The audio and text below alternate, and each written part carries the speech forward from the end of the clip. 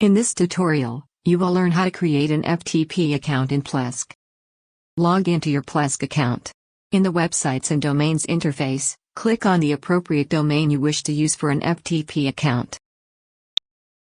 Under Files and Databases, click the FTP Access option. If you have multiple users that need to use FTP to upload data to your websites, you can create separate accounts for each of them. Click on the Add an FTP Account button. We need to give a name to the account. It will be the username. You can set the home directory if you wish to restrict this user to a certain directory. Go and click to select the folder whose access you wish to grant to the user. You can either enter the password twice in the given text input boxes or generate it automatically. To generate the password automatically, click on the Generate button and then show the password to copy and save it.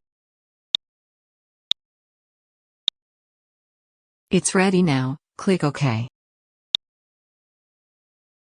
Success! The FTP account has been created. Thank you for watching.